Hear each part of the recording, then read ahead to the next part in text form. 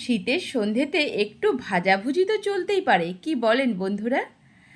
আজ বানাবো bread chop. মুচমুচে একটা ব্রেড চপ বানাবো। তার জন্য দেখুন আমি ছোট ছোট 4টে আলু সেদ্ধ করে নিয়েছি, একটু ম্যাশড করে নিলাম হাতে করে। আর নিয়েছি পেঁয়াজ, আদা, রসুন, কাঁচা লঙ্কা আর একটু ধনেপাতা।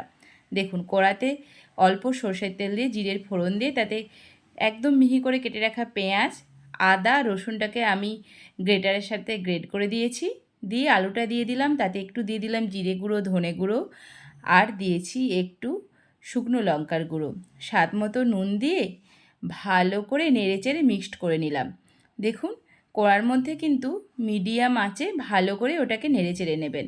দেখবেন বেশ মশলাগুলো ভালো করে আলুর সাথে মিক্সড হয়ে যাবে। টেস্টটাও কিন্তু ততটাই বাড়বে যেইভাবে নাড়াচাড়া করবেন। শেষে নামানোর আগে একটু ধনেপাতা দিয়ে ওটাকে নামিয়ে ঠান্ডা করতে দিলাম আলুটা। এরপর একটা ব্যাটার বানাই চলুন।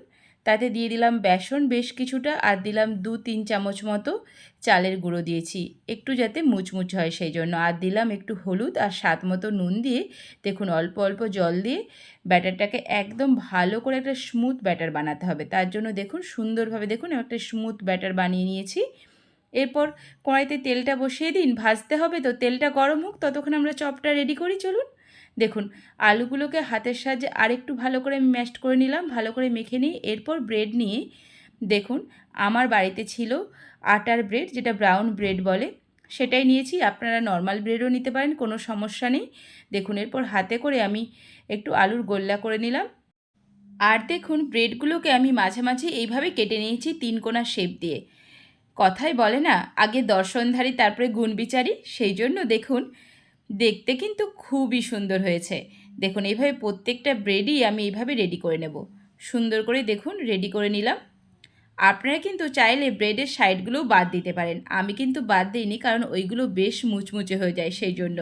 দেখুন প্রত্যেকটা ব্রেড কিন্তু আমি এইভাবে একে একে রেডি করে নিলাম।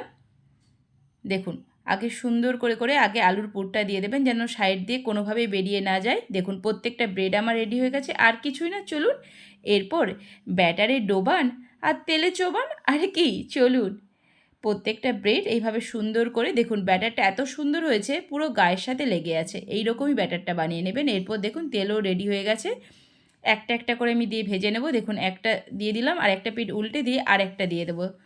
দেখুন তাহলে কিন্তু আরেকটার সাথে আরেকটা লেগে যাবে না, সুন্দরভাবে এইভাবে দেখুন আস্তে আস্তে মিডিয়াম আঁচে ভেজে নেবেন। ভাজতে কিন্তু একটু টাইম লাগবে, মিনিট 5 টাইম লাগবে। এইভাবে একে একে সুন্দর করে ভেজে নেবেন, কিন্তু একদম হাই হিটে দেবেন না, তাহলে কিন্তু পুড়ে যাবে, ভেতরটা ভাজা হবে না। দেখুন আমার কিন্তু ব্রেড চপ একদম রেডি। টমেটো সস দিয়ে পরিবেশন করুন, কেমন লাগলো অবশ্যই কিন্তু জানাবেন।